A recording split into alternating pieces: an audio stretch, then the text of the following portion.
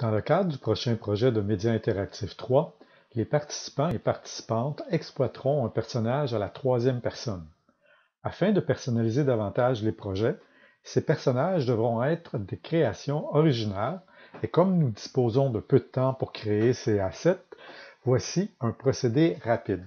MakeHuman est un logiciel libre, tout comme Blender.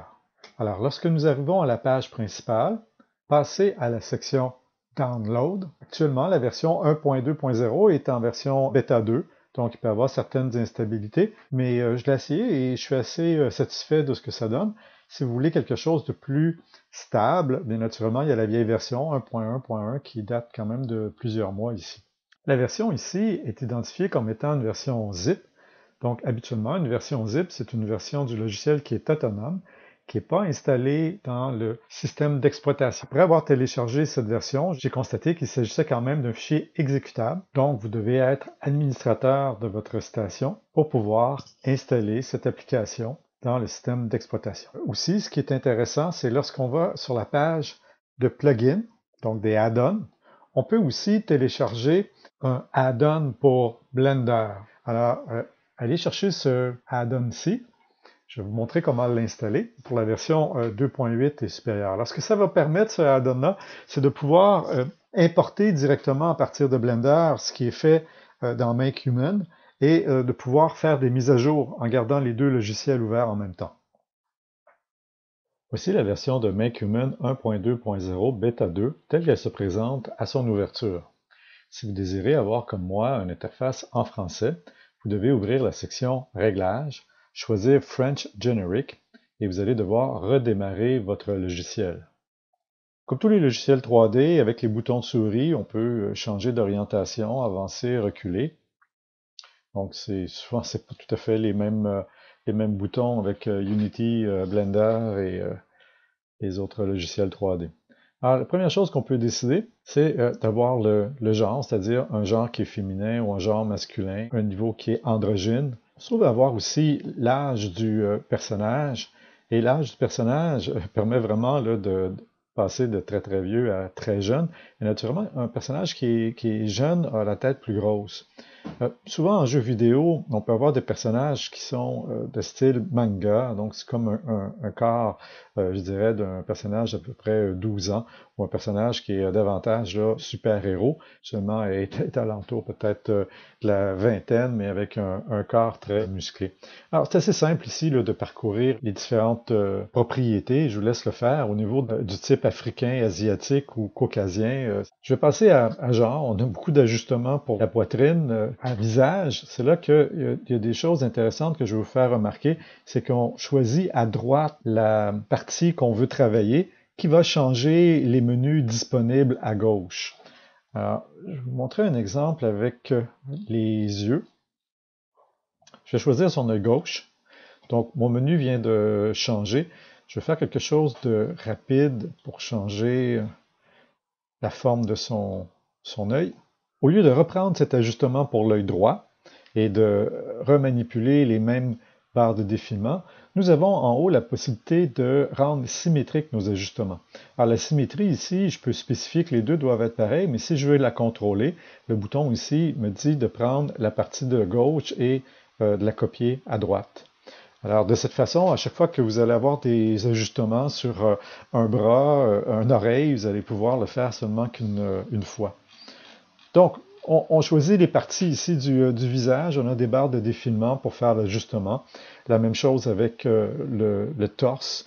Vous avez les hanches, l'estomac, les fesses, le bassin, bras, jambes. Aléatoire, moi je vous déconseille de l'utiliser. On ne développe pas de compétences en utilisant aléatoire et c'est assez difficile de revenir en arrière lorsque ce qu'on avait commencé à faire est détruit. Lorsque je vais à géométrie, j'ai de nouvelles options ici, dont les vêtements. Par défaut, il n'y a pas beaucoup de vêtements qui sont offerts dans MakeHuman. On peut ici choisir des sections qui vont limiter, si vous voulez, la colonne qui va être à droite. Alors, si je prends Casual, qui veut dire décontracté, Vous voyez, je peux aller chercher ici des vêtements plus jeans et gilets. La façon que ça fonctionne ici, c'est que si j'en prends plus d'un, les deux sont superposés. Donc, j'ai des conflits, j'ai des interpénétrations. Il ne faut pas oublier d'enlever le précédent pour voir le nouveau résultat. Et ce qui est intéressant aussi, c'est l'option qui est ici, qui est de cacher les faces vêtues. Alors, vous voyez, cacher les faces vêtues est actuellement sélectionné dans mon interface. Je ne me rappelle pas si par défaut ce l'est, c'est peut-être moi qui l'ai choisi. Et lorsque j'amène mon curseur ici, je peux voir à travers les vêtements où la peau va être coupée.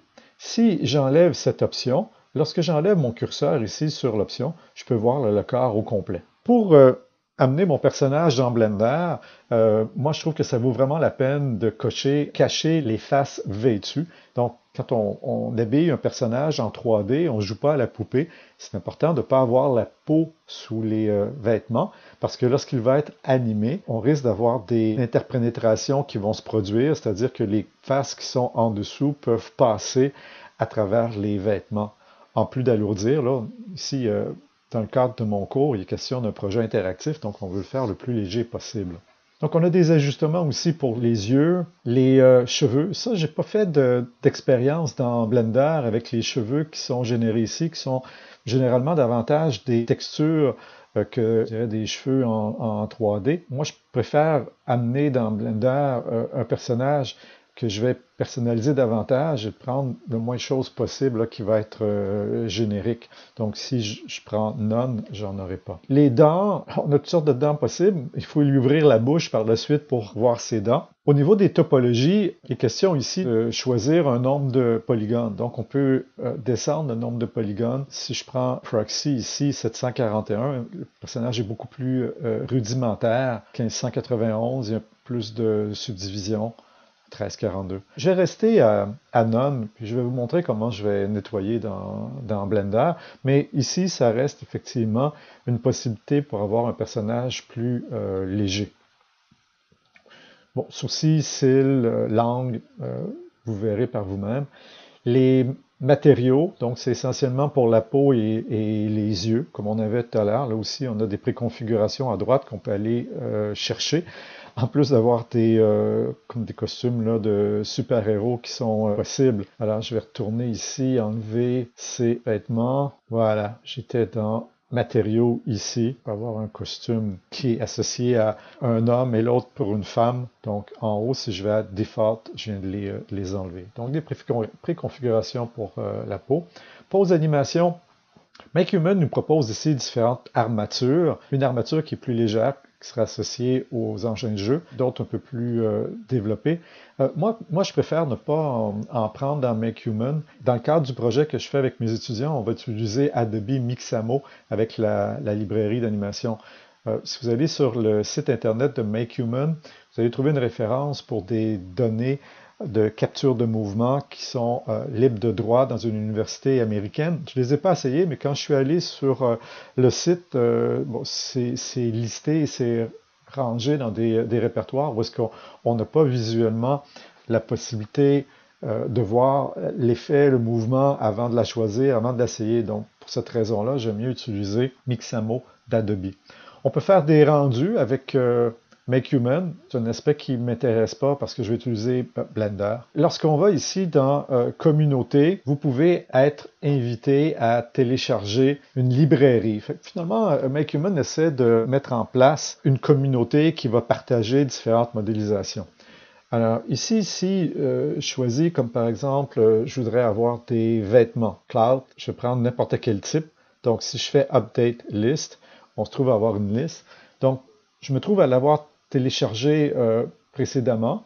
Donc, vous allez être invité à le faire quand vous allez aller pour la première fois pour la communauté. Puis, j'avais choisi aussi d'installer les avatars, qui fait que lorsque je choisis quelque chose ici comme ça, je peux voir ici une vignette qui me le montre. Donc, il y en a beaucoup. Tout le monde peut contribuer. Alors, si je m'intéresse à un vêtement que je regarde comme ça ici, il y en a plusieurs. Bon, si je prends Download, vous voyez, je prends ma sélection assez rapidement là, pour faire ce tuto. Je n'ai pas choisi longuement. Donc, géométrie, je reviens dans Vêtements. La nouvelle que je viens de télécharger est ici. Et voilà, elle est appliquée de cette façon. Les boutons en haut ici, c'est simplement pour changer les vues. Vous allez pouvoir les explorer par vous-même. Tout ça est assez facile. Entre autres, on peut regarder la géométrie de ce qu'on a choisi comme personnage. J'aime pas beaucoup finalement ce vêtement. Tiens, je vais aller chercher quelque chose dans le casual parce que je vais vous donner une petite explication dans Blender par rapport à ces vêtements. Alors, disons que c'est le personnage que je voudrais utiliser dans Blender. Je vais peut-être lui mettre des chaussures. Voilà, il y a des chaussures dans les pieds. Alors naturellement, comme n'importe quel logiciel, on peut sauvegarder notre travail. Donc vous avez le bouton de garde ici, possibilité d'explorer dans les choses que vous avez réalisées. Allons maintenant dans Blender. J'ai ici une scène de départ de Blender. Je vais supprimer le cube. Et si vous n'avez pas encore installé le add-on de Make Human, il faut aller dans Préférences. Alors nous avons une liste de add-ons qui n'est pas activée par défaut dans Blender, tout simplement pour alléger le logiciel. Donc, si Enable Add-on Only n'est pas coché, tout ce qui est gris n'est pas activé. Et il existe sur le marché beaucoup plus de add-ons possibles. Alors, si je vais dans Install, je vais naviguer sur mon disque dur. Je mets tous mes add-ons dans un même répertoire. Donc, il faut le choisir et c'est important de savoir qu'on ne doit pas décompresser le fichier zip d'un add-on. Donc, on va le chercher ici tel qu'il est compressé. Dans mon cas, bon, il est déjà installé, je dois le choisir. Une fois qu'il a été chargé dans votre logiciel, il ne faut pas oublier de cocher ici Make Human MH Community Plugin. Donc, on peut voir aussi que c'est assez stable. Je n'ai pas d'icône avec un point d'exclamation. Lorsque je l'ouvre, j'ai accès à une documentation, mais je dois dire que c'est assez pauvre. Si vous avez des problèmes à l'installer, ça peut être lié au fait que votre option lancement AutoScript Python n'est pas coché. Ici, cet aspect-là peut empêcher d'installer ou de faire fonctionner un add-on comme celui de Make Human. Dans mon cas, c'est toujours sélectionné. Les add-ons que vous téléchargez et les scripts que vous exécutez doivent être une source fiable parce qu'ils peuvent contenir des programmes informatiques malveillants. Alors, c'est pour ça que l'option ici est décochée parfois par défaut. C'est pour protéger votre projet, votre ordinateur. Donc, une fois que le add-on est installé, vous avez accès à ce add-on sur le côté ici. Donc, Make Human, vous voyez, est là. N au clavier ouvre le panneau avec les différentes options ici. Donc, Make Human est là. Ce add-on nous permet de travailler simultanément avec Make Human qui est ouvert et Blender pour pouvoir importer ce qu'on était prêt à faire dans Make Human, faire des modifications et synchroniser cette modification-là entre les deux logiciels. La première fois que vous allez l'essayer, peut-être ça ne fonctionnera pas. Vous devez, dans Make Human, aller dans la section Communauté, Socket, et cocher ici sur Accept Connection. Tant que Accept Connection n'est pas activé, le add-on de Blender ne trouvera pas le logiciel Make Human. Alors moi, il l'est. Si j'appuie sur Import Human, voilà, mon personnage est ici. Si j'appuie sur le rendu, ici, nous allons voir les textures. Au niveau de la couleur de la peau, j'ai remarqué qu'il est habituellement nécessaire d'ajuster le Color Mixing Strength. Par défaut, le matériel n'est pas parfaitement ajusté comme ce qu'on vient de voir. Si je regarde ici dans l'éditeur de cartes UV, je me trouve aussi à avoir importé les images de texture. Donc, elles sont sur une carte UV. C'est bien optimisé. Et naturellement, on peut voir que les tailles des images qu'on importe comme ça sont toujours 2048 par 2048 ou 1024 par 1024, ce qui est recommandé pour une bonne interactivité. Ceci est 1024 et j'en ai une ici pour les yeux. 1024 aussi, ça peut être gros inutilement. Alors, soyez prudent lorsque vous appuyez sur le bouton Sync. Donc, synchroniser avec MH pour Make Human, c'est les modifications qui vont être faites. Sauvegardez votre travail peut-être, parce que il m'est arrivé des mésaventures. Pour oublier que c'est une version bêta, puis ça dépend aussi des modifications qu'on va avoir réalisées dans Blender. Alors, pour faire une démonstration rapide, disons que ici, je vais choisir d'ajuster mon bras gauche. Donc, je vais faire quelque chose qui est assez visible. Je vais changer la longueur du bras gauche ici et aussi celle de l'avant-bras. Donc on voit vraiment là que mon bras gauche est plus long que l'autre. Le bouton que j'ai montré tout à l'heure, je fais la symétrie entre les deux côtés. Donc j'ai allongé ces bras. Je reviens dans Blender. Et si j'appuie sur Sync avec Make Human, normalement, je devrais avoir eu l'ajustement. Mais comme je disais tout à l'heure, c'est que dépendant des ajustements que je fais, j'ai des problèmes des fois avec la mise à jour. Ce que j'ai remarqué, tiens, je vais faire CTRL-Z, je vais aller chercher un autre personnage. C'est-à-dire que si cet ajustement-là, j'arrive pas à le faire au niveau de ma synchronisation, ce qui est toujours possible de faire, c'est d'en importer un nouveau. Le nouveau que j'importe ici, que je vais placer à côté, c'est mes bras qui sont allongés. Alors, dans mes différentes expériences, Sync with Make Human, le bouton ici qui permet de mettre à jour les ajustements qu'on vient de faire, fonctionne pas toujours bien. Donc, je vous dirais que c'est quasiment une fois sur deux que j'ai eu des problèmes. Sauvegardez ce que vous faites et advenant un problème, vous avez simplement à le télécharger à nouveau. Et donc avec Import Human, et à chaque fois, on se trouve avoir une nouvelle collection avec le personnage.